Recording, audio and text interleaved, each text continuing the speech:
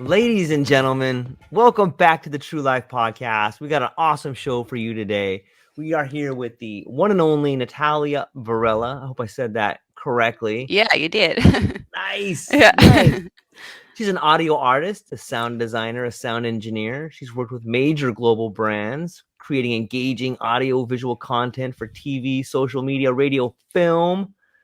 She is the first Salvadorian to win a WIFT award, which is the Women in Film and Television. That sounds awesome. We're going to learn all Yeah. about it.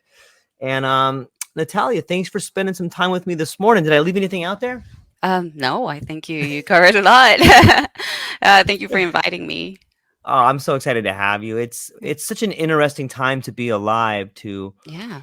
as much as calamity seems to be out there, there seems to be a lot of opportunities, and it seems to me that you have found a unique way to live your life, and I wanted to help amplify that message, and maybe you can inspire some other people to do some things like that. So maybe we could just start off with where you're from and how you got to be where you are.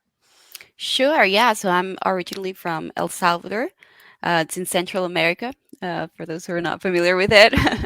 um, and yeah, so I moved to Europe when I was like 14, 15, just because of my dad's job. So we had to move around a lot. So I lived like 5 years in the Netherlands. Then I lived a couple years in Belgium. Then I went to uni to study sound in London, UK. And after that, I went back to El Salvador, and just like you, I ended up meeting my husband and staying longer than I planned, and started a family. And then we decided to move here to Canada just a few months ago. So we're here in Montreal. It's amazing to me. How big of like I have learned in my life that traveling at a younger age, if you're lucky enough to do it, has long lasting effects on the way you Um, see the world. Did you find that to be similar? oh, absolutely. Especially coming from a country like El Salvador, it's a very like conservative country. So um, I can see the difference when I go back with people that haven't left, and how they kind of still view the world. And it's not that it's bad; it's just different. Yeah. Um, and yeah, it does open up. I think you can become a lot more empathetic because you just realize this. There's just so many different people. When I went to school in the Netherlands, I went to an international school. So like in my class, there was people from like all over the world. It was like we had people from Israel, from China, from Africa, from South America. You know, they had me from El Salvador. I think I was the first. Mhm. And yeah, we just all got along together. And that's just so enriching. Like you just learn that just everyone's coming from a different place, and it's not really your place to tell everyone what to believe, what to think. You just gotta accept that everyone's just kind of in their own path. And I think like in today's context, that's so important with so much like I don't know, like in social media, you can find nowadays like a lot of like people really like defending like a I don't know, like I don't want to say an agenda, just like a view, like their own view, like this is how people should think. And it's like no, everyone has their own right to think how they think, you know. They're just on their own path. And I think when you travel, you really just get to like experience that, just really um just learn that everyone is just different, and the best you can do is just accept them. Yeah, that's really Yeah. well said. And it sometimes it can be hard because especially if you live so long in one spot, you really begin to build up like that cultural residue on you, and you begin to see things in a way that people have always seen them. And like you said, it's not bad, it's just different. Yeah. And so how much of effect did that have on you choosing to become someone who's working with sound? Like what inspired you to do that? um okay, so honestly, like how I got into sound, I don't know if that inspired much. I think it was just me being like a teenager, and I loved going to concerts. Like Nice. I would just any money that I could like save, I would spend it on concerts. I loved it. So I thought like, okay, if I like being in concerts so much, why don't I work in concerts? And I wanted to be like a live sound engineer. um, but then when I started uni, I realized I didn't like that. Like, it's not the same like going to concerts than working in one as a sound engineer. It's absolutely stressful. It's like you don't enjoy the concert. So I was like, yeah, I don't like this. But then in uni, they don't like, I studied audio production, so you do cover live sound, but you cover other areas as well. So I when we saw the module on like post production, I fell in love with it. I was like, okay, this is what I want to do. And I just loved the idea of like getting like something with no sound, like a film with no sound, and just recreating it all. Like, I found that was like so much fun, and it just opened so much possibilities. So that's kind of the path I went for. And I started working in radio as well, just because I like music so much.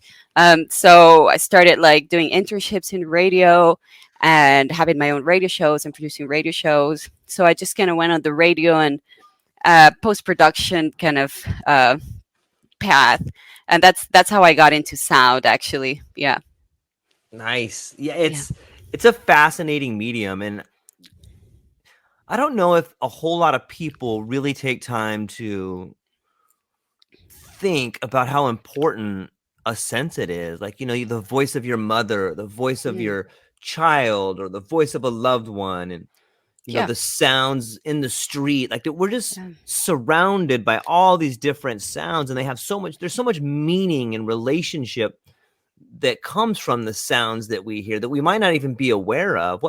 yeah. What do you can you talk a little bit more about, what it is that you act like you're putting sound to silent films, or you're building in a soundtrack, or you're working with video games. Like, what are some other ways that you work with sound? Um, well, I think like uh, just kind of touching back on what you started with, like Yeah, that people please. don't really like realize. And we joke a lot in this job that like people realize our job like if we do it badly. Like, Mm, it's just something that comes in so like naturally. You're not thinking about it that much unless something's wrong, right. so if you go see a movie and like the sound is like well done, you're not gonna think about it.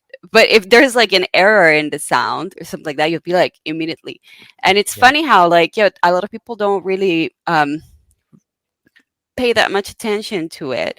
But it's when making a film or whatever media you're doing, like if you don't have sound, it's like 50%, it's like 50-50 what you see and what you hear. um if you don't have sound, then you don't really have a movie unless it's like a silent film, and just music can like really control your emotions. Like, Yeah. if you have like a piece of music in certain scenes, without that piece of music, the scene can be like completely different. Like, it just dictates so much, but it's just it's pretty subtle, I guess, if you do it right. Yeah. um, but yeah, I think with sound, that's mostly what I do.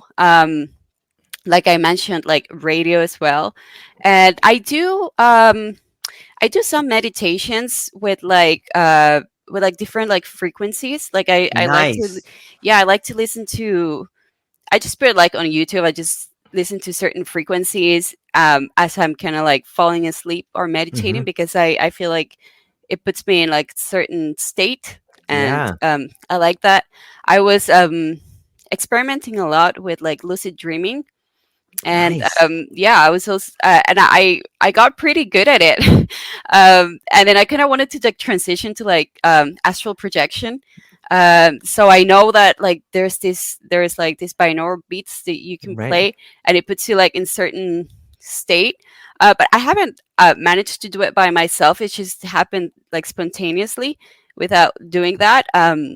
But yeah, that's another use that I give to sound, is like use it for to like enter certain meditative states. Yeah. That is awesome. I've seen like the 532 megahertz frequency, and I've listened to some different binaural beats and things like that. And I have to agree that it definitely puts you into a trance like state. And if you look back into different cultures, you can see people using drumming and, Yeah. different drum circles and different Yeah. ceremonies, but there always seems to be a component of sound in there that helps us get to that certain spot like that. I'm Yeah. wondering if, yeah, go Mhm. ahead. Yeah, no, I know that like in like the Tibetan like Yeah. the sound bowls. I know that Yep. they're tuned to like a certain frequency, and I think I'm not an expert in it, but I know kind of like the the science behind it is that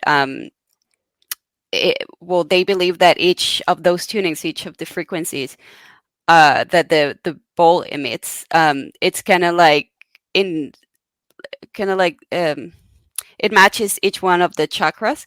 So when you go on Mhm. like a sound healing session, what they do is just kind of play these different frequencies while you're laying down, so that they kind of like balance each of your energetic points that people call chakras.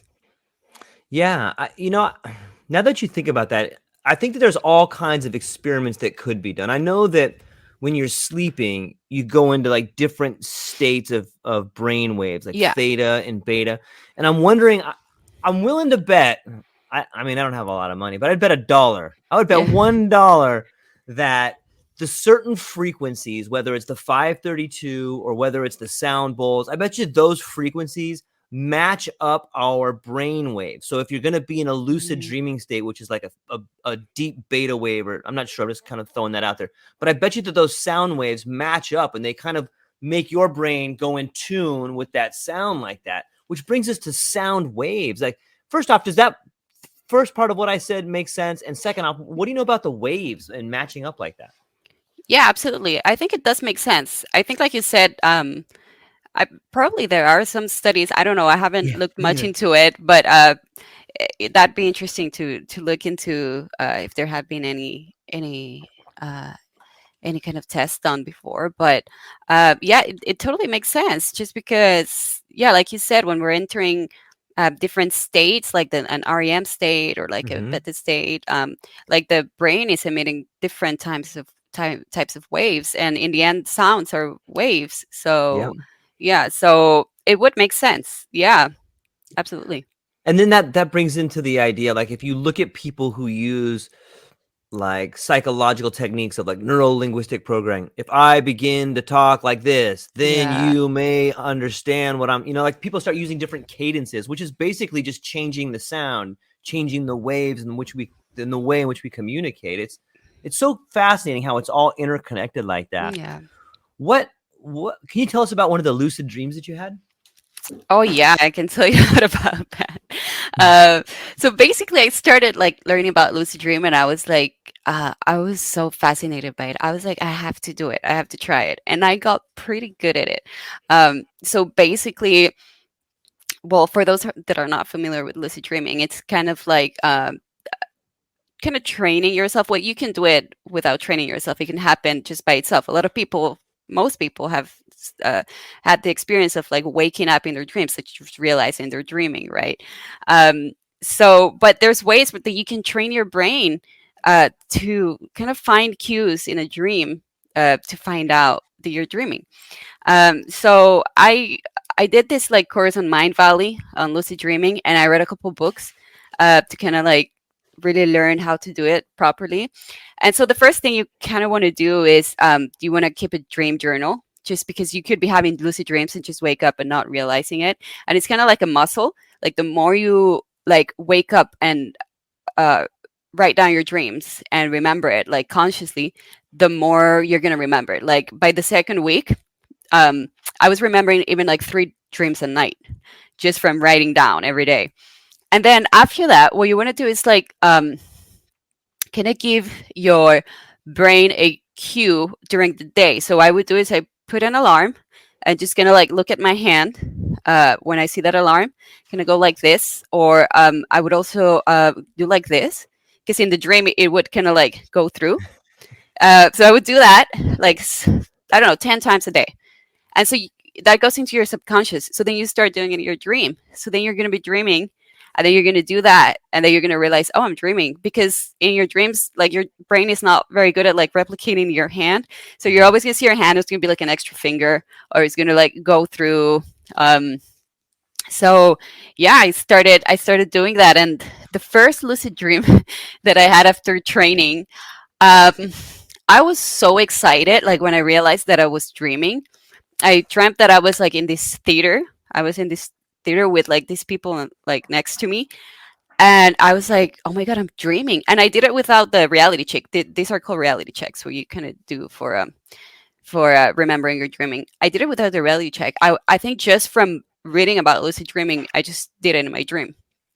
And so when I realized, I just started telling everyone, and that's like the 101 of what not to do in a lucid dream, because you freak everyone out. So I told the person next to me, "Oh my god, this is a dream!" And they were so offended. They were like, "Oh, what?" And then this alarm came on, and everyone just like it's chaos.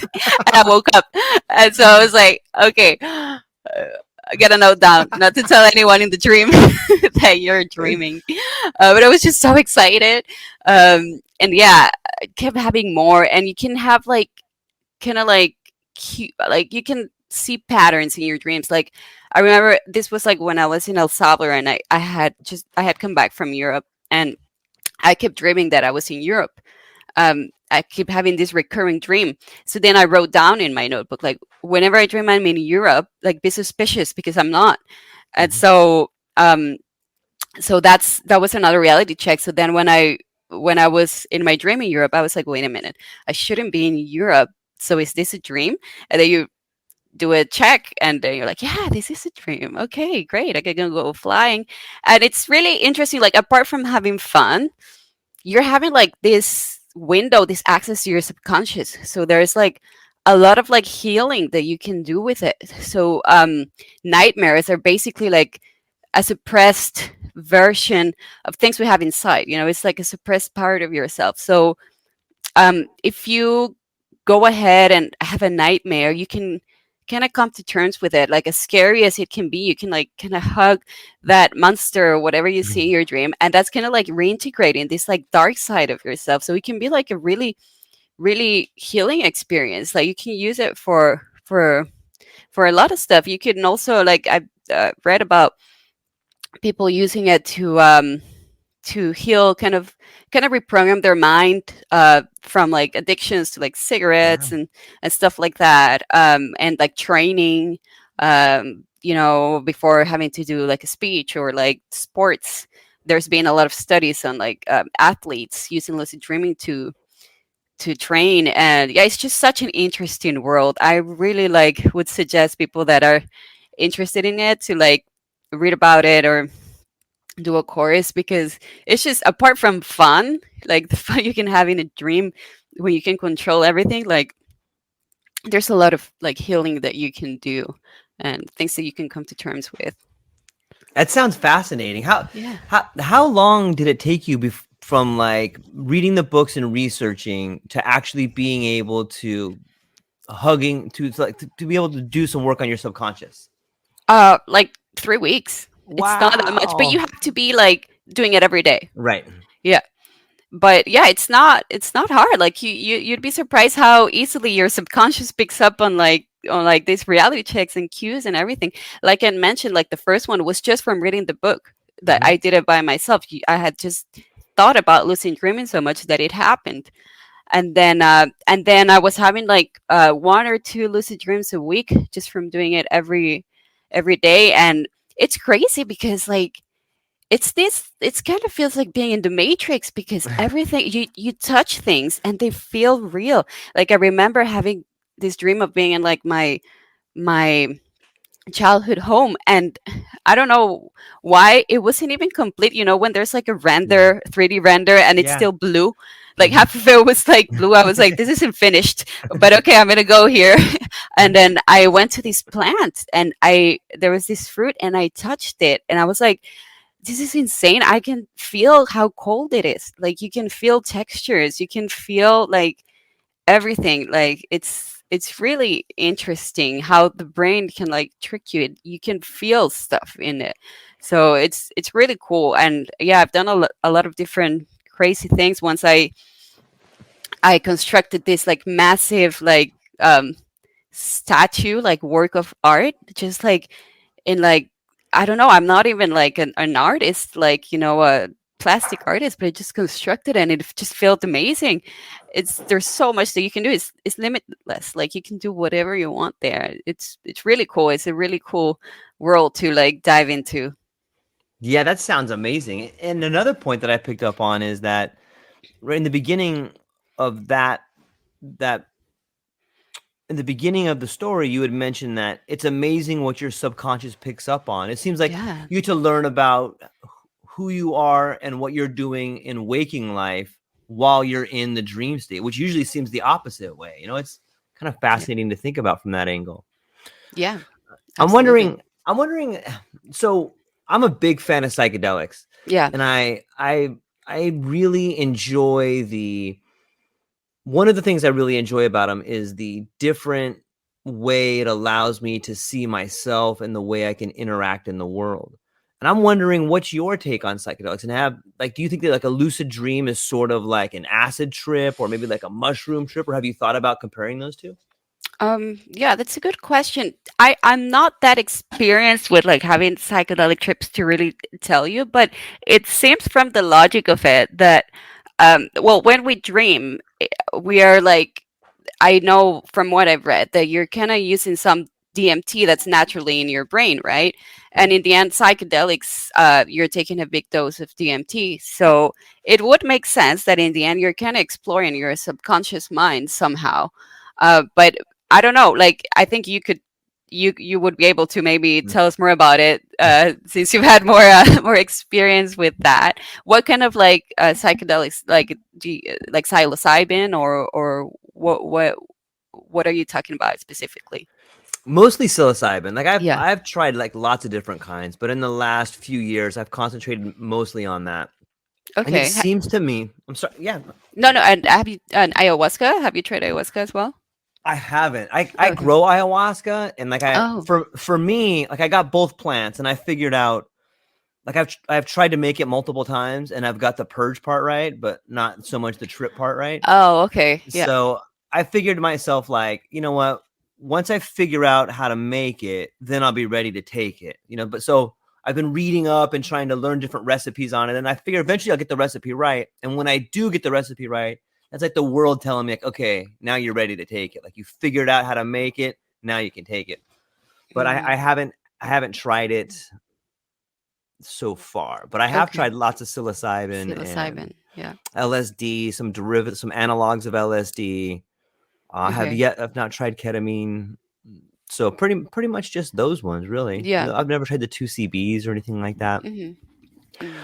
But I do find it fascinating. I think that on high doses, that it is like a lucid dream in a lot of ways. Not so Yeah. much that you see unfinished walls, or not so much that you get to see entire dreamscapes, but that you have more of a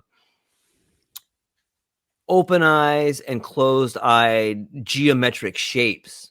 Like there's been times where I've taken them and it's been such a strong dose that I can have my eyes open and I see like a tetrahedron just like moving in front of me. And I'm like, Hmm. what is this thing right here? And it's accompanied by this whoa, whoa, whoa, whoa, whoa, whoa, whoa, like this crazy sound, like a helicopter. And and then for me, it's like you have these incredible insights, like, oh, I guess mathematics was not invented. It was discovered because here's this Hmm. geometrical shape right here. This is probably what people saw. This is probably how people began to figure out like the Pythagorean theorem. And then you start thinking Hmm. about the rites of Eleusis or some of these sacred like secret cults or whatever, where they were just potentially cultivating mushrooms and then like seeing these mathematical equations and figuring things out. Or and then you get to once you begin to have an insight like that, then you can go back and read the works of Plato or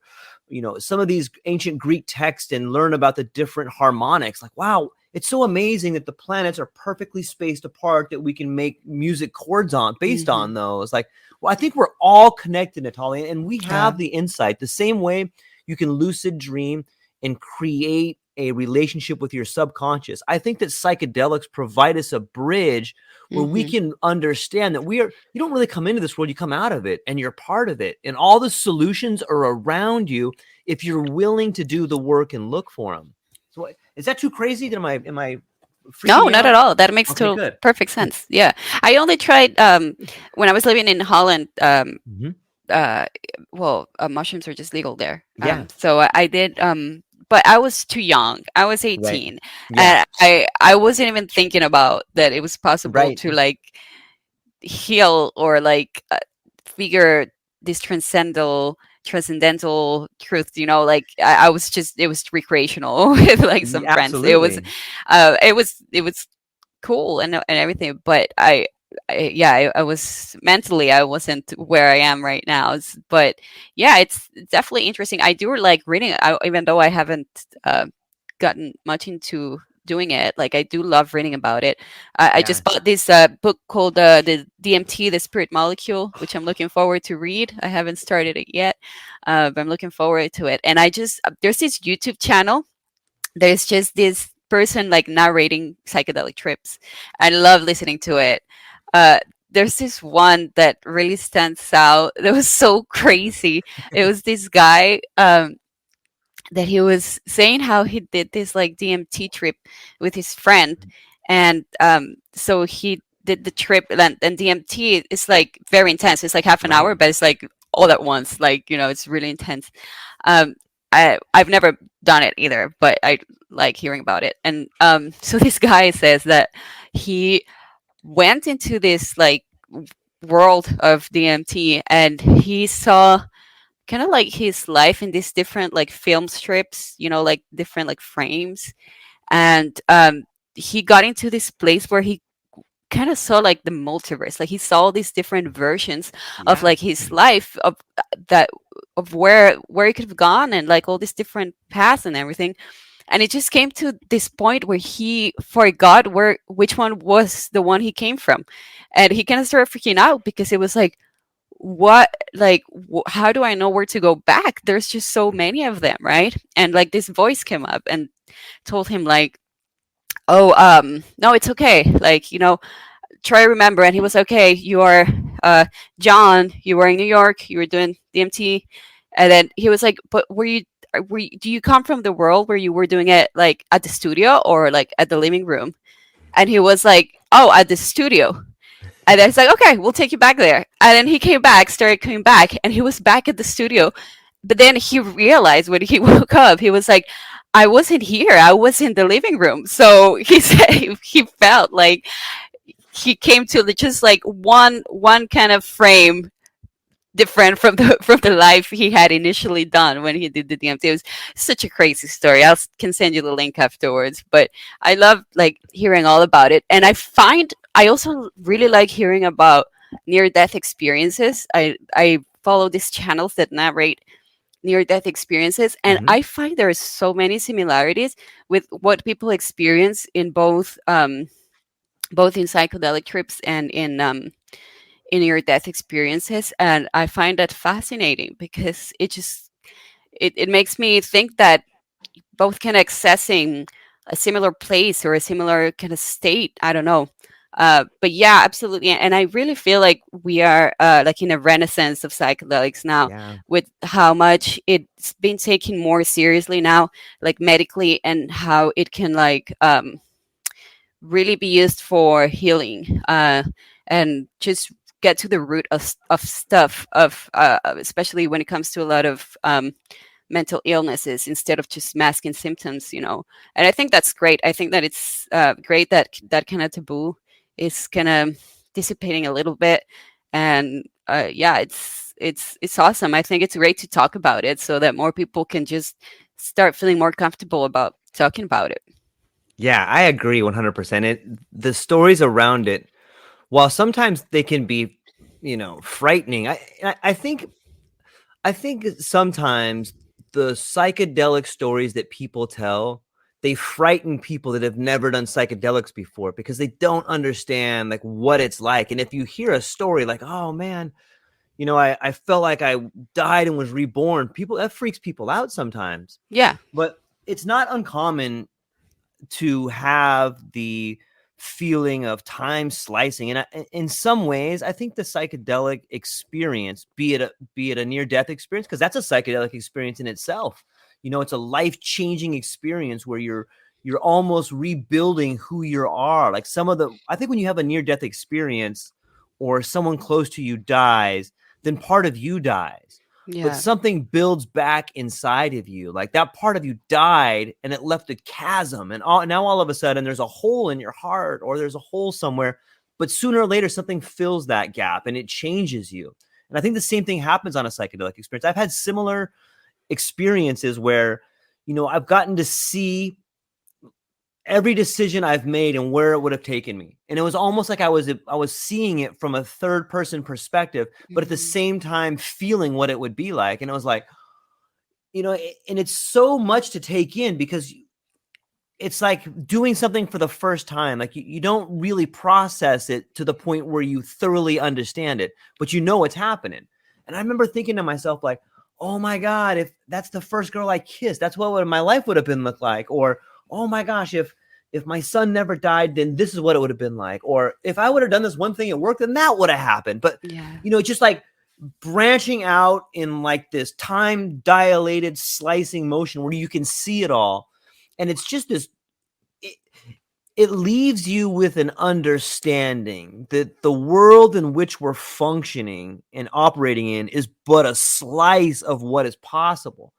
And if you look at all the if you look at a lot of different scriptures and a lot of different sci-fi, like, you can see how they kind of come together. And I really think that in some ways, I think that psychedelics not only is having a renaissance right now, but if you look back in times, you can see where people have accessed psychedelics to move the world forward. And I think that's where we are. Like, we're like in this sort of stagnant area where we have found the world of materialism is the predominant way in which we see the world. But we're breaking out of that. The same way as silkworm spins a web and gets caught in it, so too do we as a society spin this web, and then we get caught in it. And now you can't move, but soon you break out of it. And I think psychedelics are a big part of that. And I do think it's good for healing. Let me ask you this. There's one issue that I kind of see with psychedelics, and I'm not a doctor, but it seems to me that in the world of pharmaceuticals and in the world of clinical trials where they're trying the new drugs and things,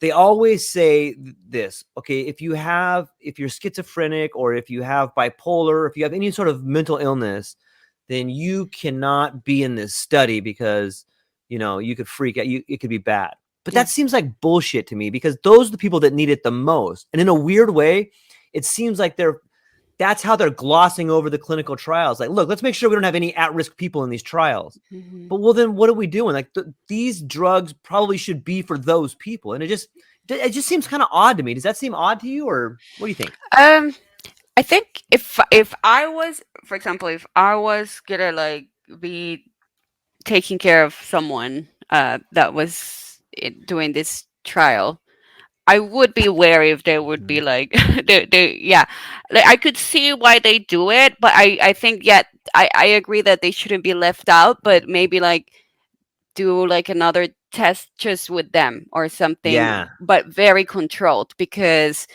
yeah, I think with schizophrenia, I could see why it could go kind of bad. I do also think like psychedelics can definitely help heal the world, but I do also think that they're not for absolutely everyone. Right.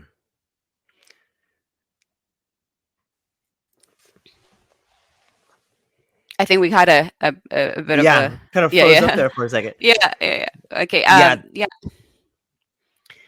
Just I think that um yeah, I think it's for a good part of the population could benefit from them, but I do feel like maybe it's not in some people's path to take them. Um that it Yeah, maybe it's just not. I don't know, seeing it from like a more, I don't know, kind of global kind of view, maybe some people are not, it's not in meant to be in their life. I don't know if that makes sense. Yeah, it But totally does. it would be interesting. Yeah, I think it would be interesting to, yeah, do tests with people with serious illnesses, but I think they'd have to be monitored really closely and like just make sure that they're safe, and that they're given the support after. I think more than just like the trip itself, it's kind of like in the integration after, that requires a lot of support. So maybe that's why they're kind of left out in some of the trials, because Hmm. they know that they have to really be there with someone, because a lot of the effects could happen months after, weeks after. So yeah, I agree, but I also see why they do it. Yeah. Yeah, it makes sense. I just have like a little pet peeve there. I'm like, gosh, I think that these people could benefit from them. They probably need them the most. Yeah, no, Y- that's true. That's true. But I think just the brain is just so complex. Yeah, There's agreed. just so much where we don't know about, or like where it can go, where it can take you, that I think it should be taken with a bit of caution, definitely, when, especially in these cases. But for most of the population, they've been proven to be pretty safe. So Yeah, yeah. and I think that you know, while there is sort of a renaissance happening, I think it's important to say it's not a panacea. It's not going to fix everything, and there could be some nefarious use. Like if you look back to like in the '60s and stuff, when you had like Charles Manson and Yeah. Jonestown, and there are some knuckleheads out there that are smart enough to use psychedelic drugs to program people, or at least Yeah. use some sort of external inputs that they can put in people. And look, not everybody being on a psychedelic experience is something that I normally do alone. There are recreational ways to do it. If you're going to go to a concert, you can totally have fun. I have nothing against that.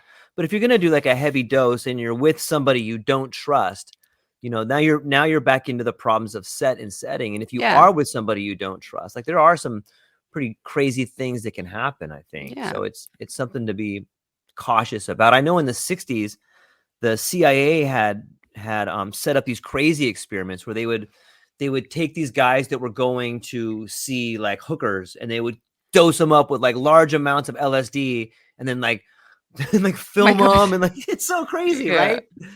And so I think also oh gosh, I can't think of the guy's name. It's Ted Kaczynski was the Unabomber, and he was this guy that was in the United States.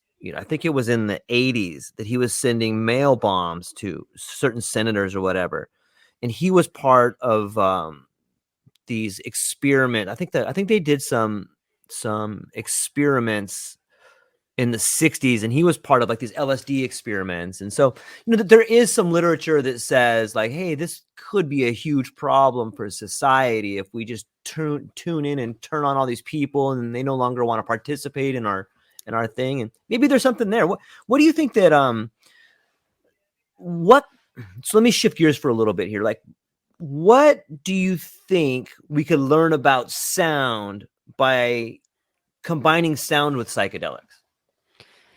Um, I think I don't know if I think it would be something very personal. Like Hmm. I've read a lot about um people like kind of like playing music during like psychedelic trips, and just kind of understanding and like experiencing that song differently. Yeah. Like a lot of I in this kind of like channel where they narrate psychedelic trips, a lot of them are like DMT, and they're like 7-10 minutes, right? So they usually play a song so that it so you can kind of have some sense of time left, because you Yeah. kind of go into a place where there's no time. But hearing the song, it makes you think, okay, it's been like 4 or 5 minutes, so you just pick a long song or everything. And yeah, like a lot of people can narrate how they just experience the song in a completely different way. So I think it would be more like of a personal experience and relationship with sound and music, Hmm. and really like understanding it differently. Like you're in this different, your brain is in a different state, so it's catching up, it's processing this like sound information differently. So I think more than finding out something like global for everyone, apart from some things that we already know that we're all kind of like vibrations, we are kind of sound in Mm, itself.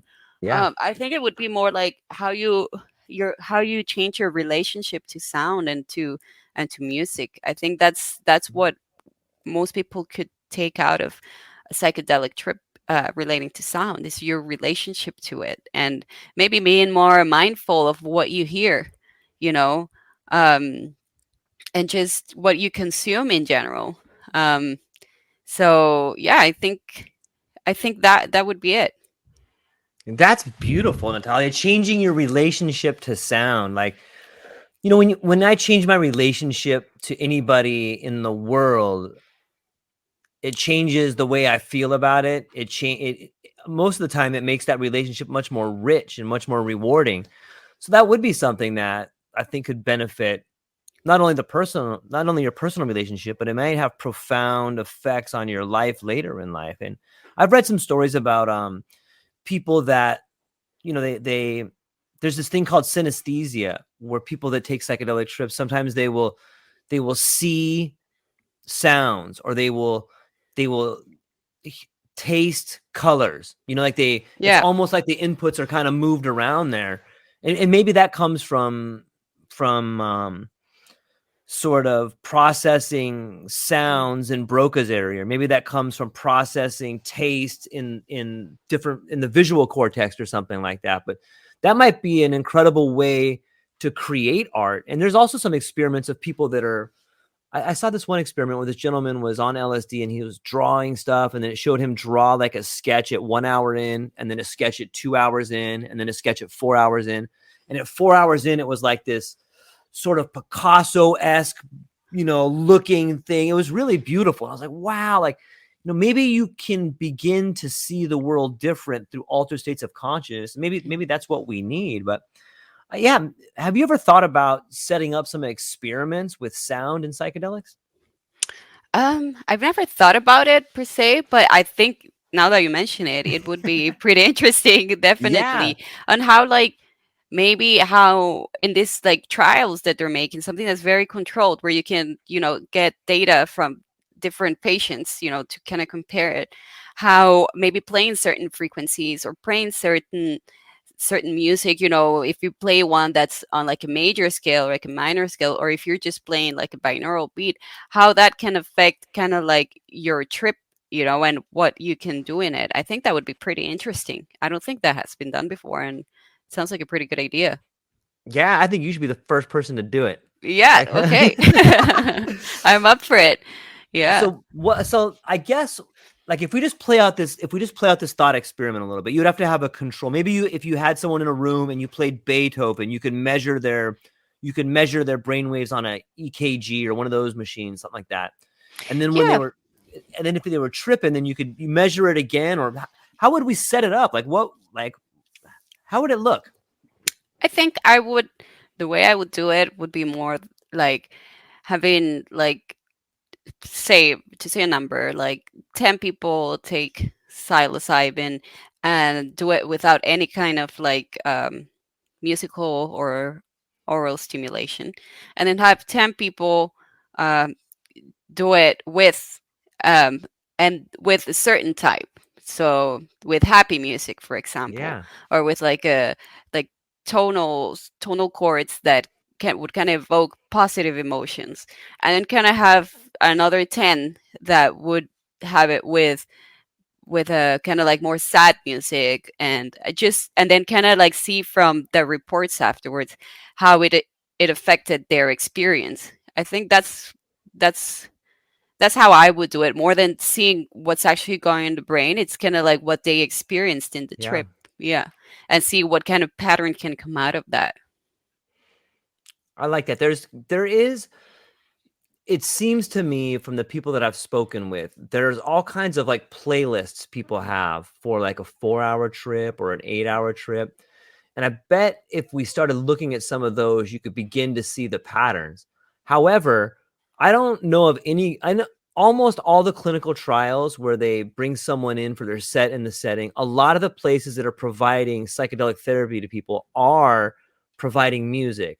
But I don't know any one of them that have an audio artist like yourself that Yeah. would, I think that that would really add value to the test. And I think that that would bring more comfort to the people that are going through the therapy. And, I would think that everyone from pharmaceutical companies that are doing the testing to, you know, home, home people at home that are helping people could use that. I'm going to talk to some people that do clinical trials and tell them to talk to you. Absolutely. I That would would be be so amazing, down to that. Like, right? that would be amazing. Yeah. Yeah, and it would be really interesting. Apart from an amazing experience for me, that would be like interesting, I think, for like for to see what comes out of that, because just to have like a holistic approach to that kind of therapy of psychedelic therapy, just to include all the senses, that makes a lot of sense. And given how much sound can influence what we what we experience just normally, just in day-to-day life, like it's inevitably going to have an impact on the experience. And if sound can, certain frequencies or certain music can influence positively a psychedelic therapy, then it's an easy and a good tool to use. Yeah, and it kind of reminds me of anchoring. You know how sometimes if you smell, smell is like the closest sense tied to memory. But I've also had the same sort of response when sometimes you hear a song, you think of a time that you had with somebody. Yeah. So I'm wondering if you could, if the sound during like, let's say that someone had a big problem with anxiety, Hmm. and they went and they had psychedelic therapy and it helped them with their anxiety. I'm wondering if, if you were to implant a song or tie or anchor a sound. Sound, yeah. Yeah, you anchor that sound during the therapy, and then when people down the line in a month from now or 6 months from now, they begin to feel the anxiety, they can play Yeah. back that sound and it will put them back in that state. I bet you there's something there. Absolutely. That makes complete sense. Absolutely. And it ties back to what we were speaking at the beginning with the lucid dreaming, of how easily your Yes. subconscious can, like, when you have access to your subconscious, how you can plant stuff in there, like in one of these books that are, I don't know if it's the book or the course, with this like lucid dreaming expert called Charlie Morley. He was saying how one of his students, um, he was addicted to smoking, and in a lucid dream, what he did was like call up his brain. He was like, okay, I want to speak to my brain. And then this kind of like representation of the brain came up, and it was like sassy, and like it had a personality and everything. And he told him, like, okay, I don't have much time. Whenever I want a cigarette, like, just make me not think of it. Make me think of something else. And the brain just went like, okay. And then he woke up and everything, and he was like 2 years cigarette free. Like, he says that he would go to the store and think, oh, okay, I need cigarettes, and then suddenly he'd be at home and be like, oh, I forgot to buy those cigarettes. Like, his brain actually made him think of something else when he wanted like a cigarette or wanted to buy cigarettes. So when you're in a psychedelic trip, you are also having this kind of like access to the subconscious. And it's a great opportunity to like program something like that. And sound is definitely a good tool to use, Yeah.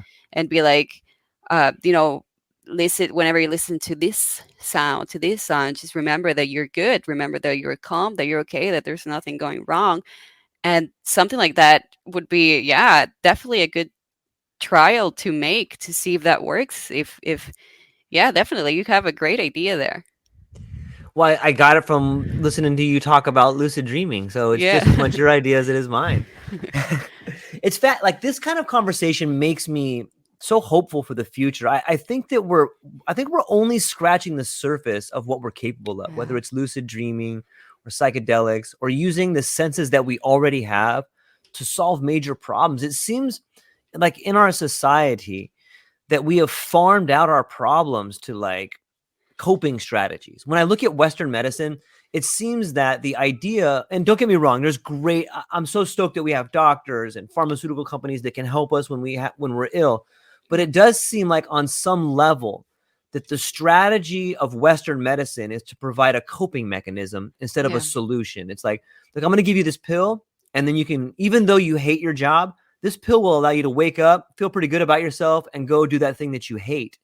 Whereas a psychedelic medicine or some of the Eastern traditions, they allow you to take something and be like, what am I doing? This is Yeah. horrible. I shouldn't do this. I'm going to Yeah. stop doing this. I'm not going to take a pill Absolutely. that makes me. Have Yeah. you noticed that? Yeah, no, absolutely. I totally agree. I think the pharmaceutical companies, when it comes to like more physical illness, then they're great. If you have an Right. infection, you want to take, Absolutely. antibiotics, if it's gotten too bad. If you have a cut, you want to put something there, that's great. But when it comes to mental health, yeah, it's definitely like a whole other story. I think we should be looking into other things that get to the root of you. And everyone is it's like an individual person, like it's an individual, y- with your individual thoughts, your individual life journey. So if you have something that, instead of like numbing you or just doing something that's going to have the same effect on everyone, you see like a psychedelic trip is just so individual. Like, not no one person has the same experience. So it just gets to the root of you personally, of who you really are.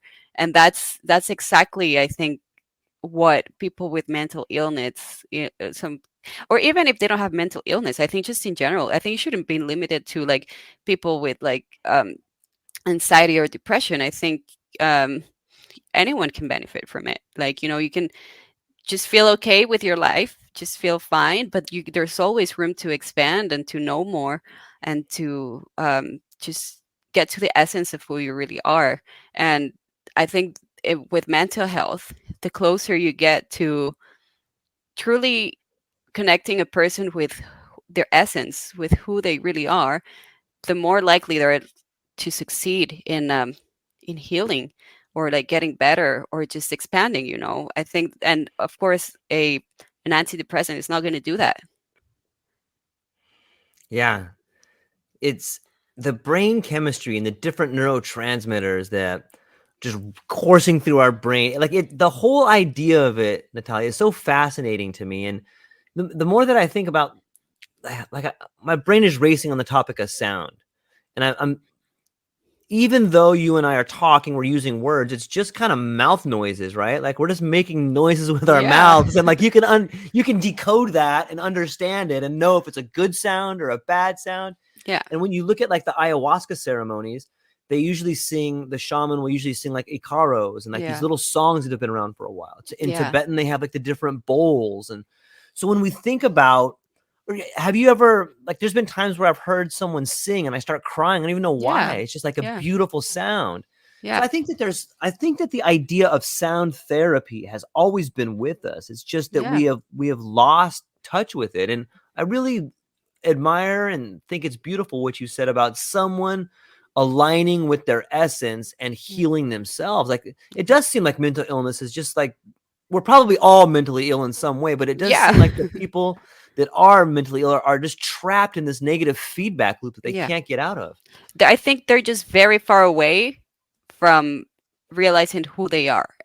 I think Mm, I think they're in, and some of us are closer, some of us are like that, and then someone with depression is just very far, very far, not just very not connected to their essence. I think and I think that's where psychedelics can help, because I think it connects you to your essence, because you really navigate who you are and what you want. And definitely we're so connected to sound. Like, I have, like, in my shower, I have like a Bluetooth, yeah, like a speaker, because I know that like my day is gonna go differently if I just put this like songs that make me happy, and just so when I take a shower, I'm listening to like 4 or 5 songs of a playlist, and I know my day is just gonna get better from there, because I'm already like in a good mood, I'm in a good position. Um, and it's just so like ingrained in us. Like, I have a 5-year-old daughter, and with her, we really try gentle parenting, um, but she knows when my tone has changed. Like, I'm so yeah, sweet to her usually, but then when she gets naughty, I don't even scream. I just change the tone of my voice, and she is immediately like, "Oh, there's something wrong. I yeah. did something wrong." Like, because mommy has changed the tone of her voice, and she's like, don't speak to me like that. I'm like, I'm Yeah. not even yelling, I'm just being assertive. You need to do this, you need to do that. She's like, I want you to speak sweet to me. And that seems to be enough to, like, get her to behave. And it's just ingrained in us, sound, and how it affects, like, our feelings and how we process information.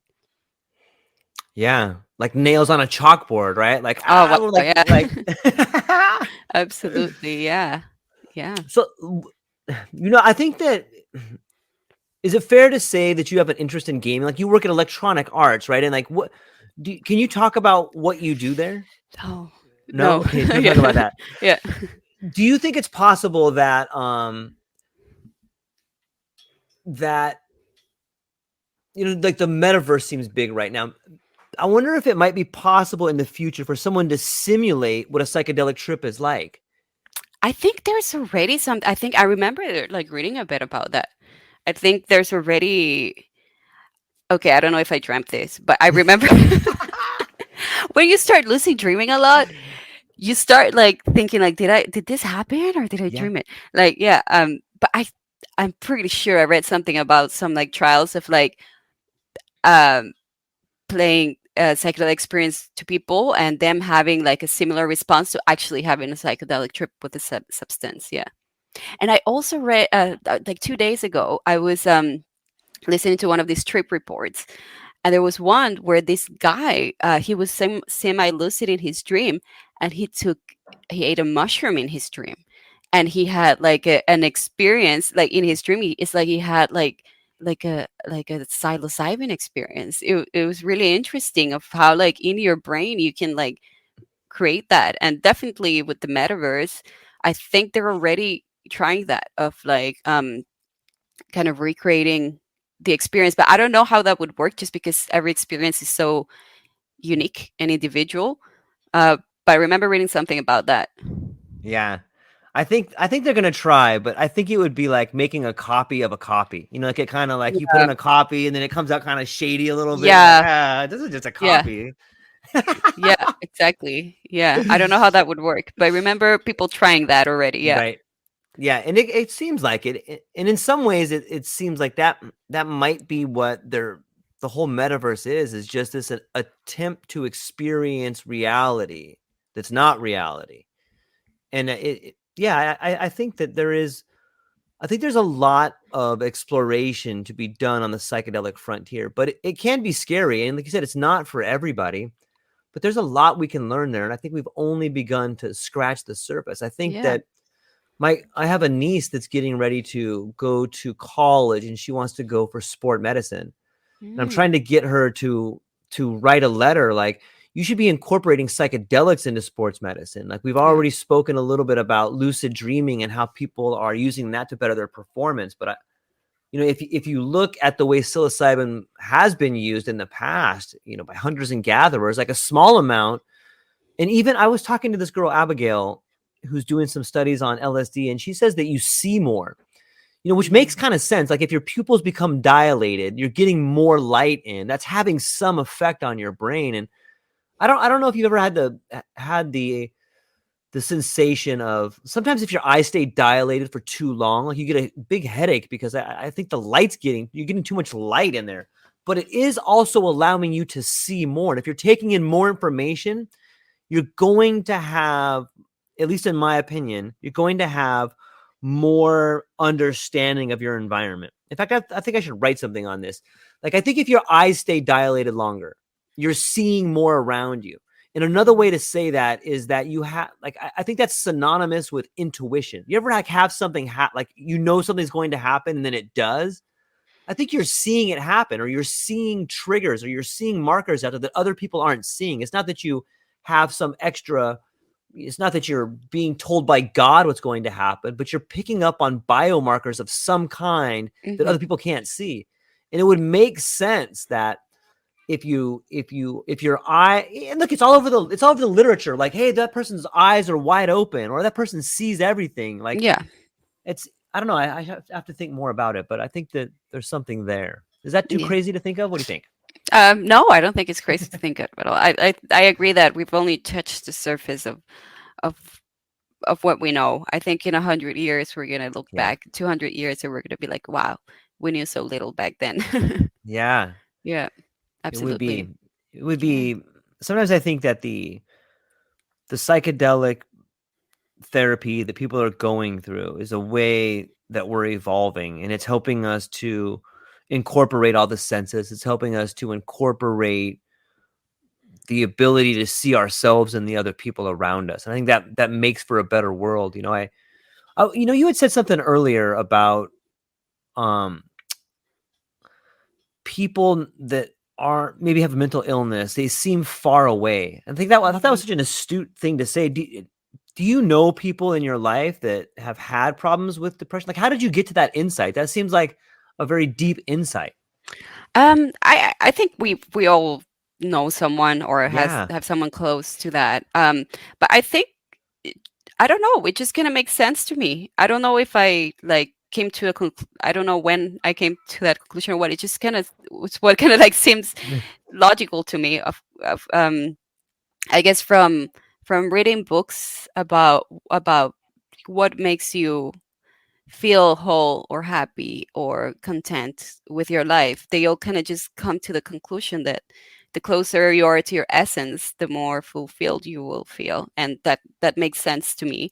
I think I've always been a person that has a problem not like doing things that I don't want to do. Like it's Mhm. something that really bothers me. Like I've always been like, if I don't want to do something, then it's just I can't like, so it's just something that makes sense to me, um, that the closer you are to who you are as an individual, the better you're going to feel, like the better your life is going to be.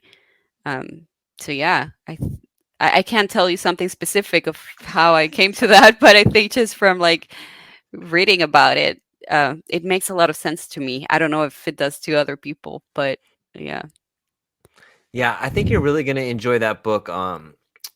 DMT, the spirit molecule. Yeah. He gets really into, especially if you like trip reports, because the middle of that book is all about the reports that people have had, and like Oh, it's yeah. so fascinating to read the different ideas and the similarities and I was actually really lucky. I got to I interviewed Dr. Rick Strassman about that book and some other Oh, books, wow. and Okay. Wow. he Amazing. yeah, and he gets into he's got a couple other books out, and one thing we spoke about that we haven't covered on our talk yet is the different beings people come in contact with, and some people get a little freaked out because they're like, "What do you mean you're talking to these other beings that come and hang out with you?" Yeah. And he goes in depth and he starts breaking it down on a biblical level, the Hebrew Torah. He talks about the different prophets in there. And I had asked him, why is it that you are equating these beings in these psychedelic trips towards the prophets in the Torah? And he goes, that's a great question. He goes, I think that that when you're in a psychedelic trip, if you meet a being in there, you should know who that being is, because then you can have a conversation with that being that being can help you with. And Yeah. it just it's like you said, we're just scratching the surface of it, Natalia, and Yeah. it blows my mind. So, Yeah. Absolutely. as Yeah. we're getting close to landing the plane here, Natalia, I always ask people, where can they find you? What do you have coming up? And what are you most excited about? Hmm. Okay. Well, they can find me, I guess, like on Instagram. I'm not like that, active on YouTube or anything like that, like a channel, like. But yeah, I'd be happy to accept people on Instagram if they want to connect. Um, and coming up, I don't know, like I want to continue making like short films. That's Yeah. definitely something I want to continue doing, and I'm very interested in doing like films that kind of like when people see it, they find kind of some healing. I don't know. Like I did Yeah. this short film for the quarantine, for the 2020, which is the one I won the WIFT for, and that one we we told the story of how the pandemic, which was very scary at the time. This was first 5 months in the pandemic was seen by a child, so my daughter.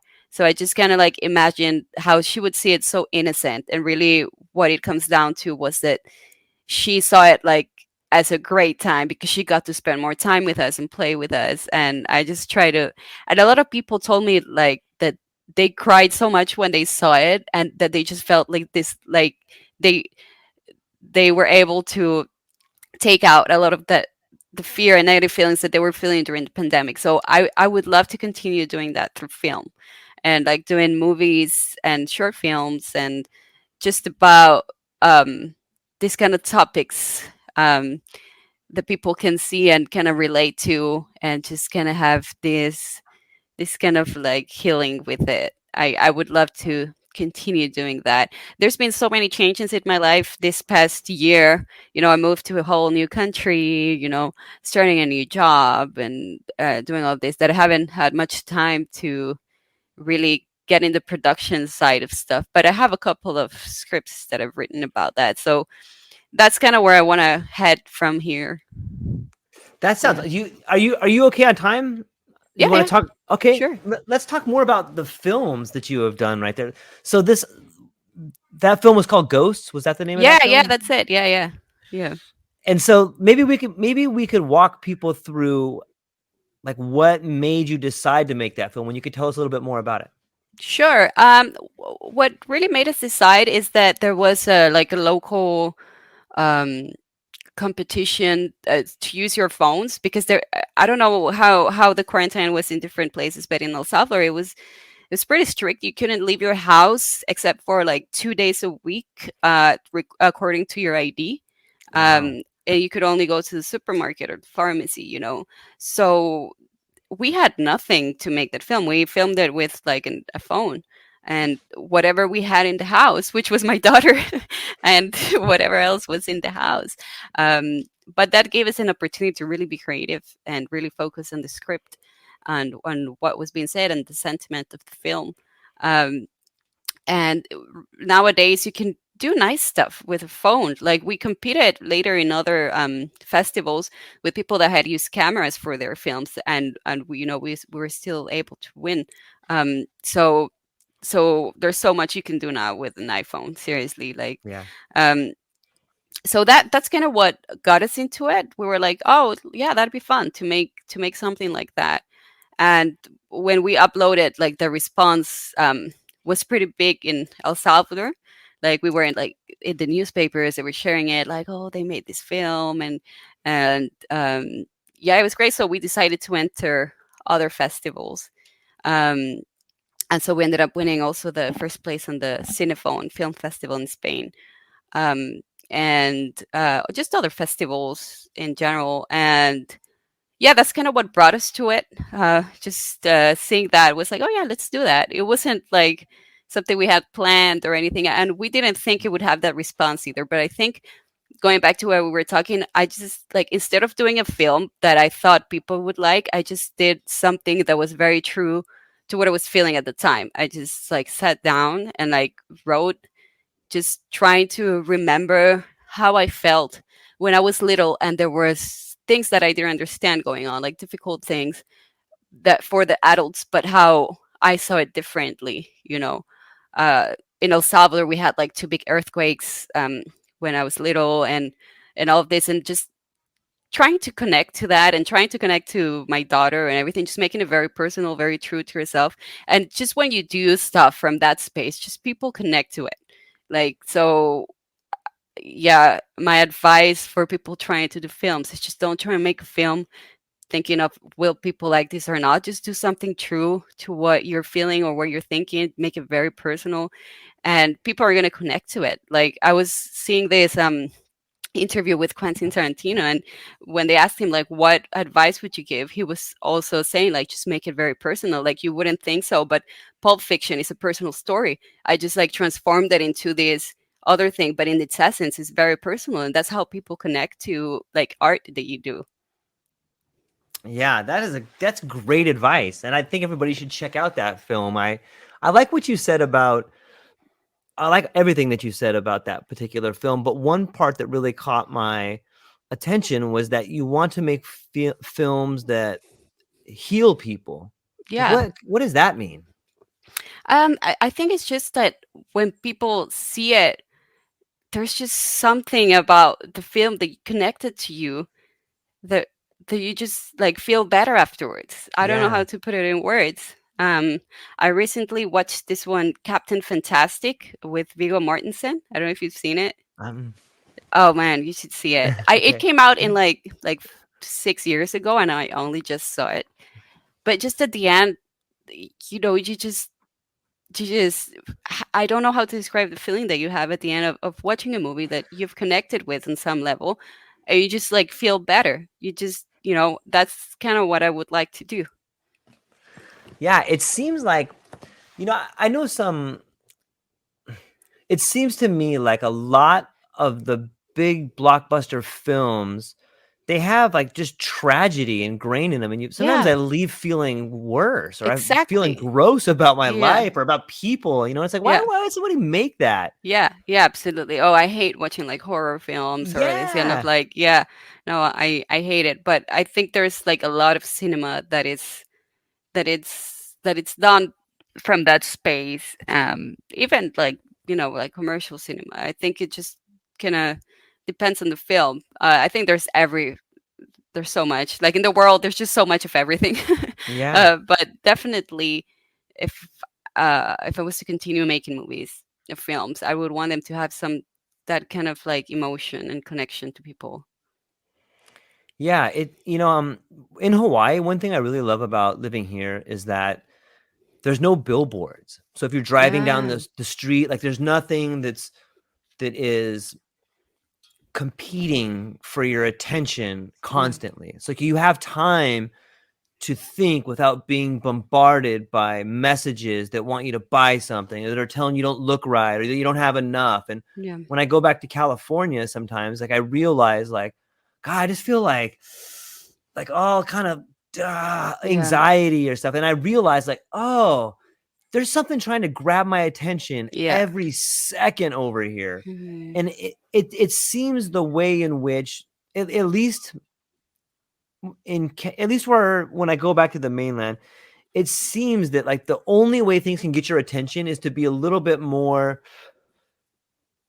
like pornographic in nature. Not that it's actual pornographic, but Yeah, it's obtuse and it's trying to grab your attention. And so, I think that is one way the society has gone wrong, especially in film and in art, is that they're trying to grab your attention and make you do something without you knowing at it. So they have to be more and more abrasive. But when you see good films like that, you realize how powerful of a medium it is and what it can do. Like it can have the opposite effect. We could be surrounded by beautiful billboards that have like mm, paintings of families and so yeah, I really think that is something that I would love to see you do more of, and I wish more people would do more of. yeah, absolutely. Yeah, yeah. Well, that's where we're heading, hopefully. Yeah, I think so. I Yeah. think so. Well, Natalia, do you have anything else? Do you have anything else you want to cover before we go? No, I think we've covered a lot. Yeah, And it's been great talking to you. Yeah, this is such a great channel, and I'm gonna continue watching whatever you put up. Definitely. me too. And I hope everyone. I'll link to. Is there a place where people can go to watch your film? Yeah, yeah. I'll send you the link. Okay, and then I'll Yeah, put it in the show notes there. And then let's sometimes I'll do some panels or whatever, but we should bring on some other people and talk about what a clinical trial would look like with someone yeah, that actually builds them and someone that does sound, and maybe we could form some kind of connection there because I think you'd be great absolutely. at it and that could Yeah, be something that helps the community. So definitely. I am so up for it. You just let me know, yeah. and I'll be there. Okay. Yeah, and I'll read more about that as well. Yeah. And find more stuff of clinical trials that are already happening, and just really be on it. And yeah, it will definitely be a cool thing to do. That would be super cool. So that's all we Yeah, got for today, ladies and gentlemen. Thank you so much for hanging out with both of us. Check out Natalia's film. Connect with her on Instagram. And I think we're all thankful that we got cool people out there creating beautiful things that make the world a little bit better. So awesome. That's what we got. Ladies and gentlemen, thank you so much. Aloha. bye.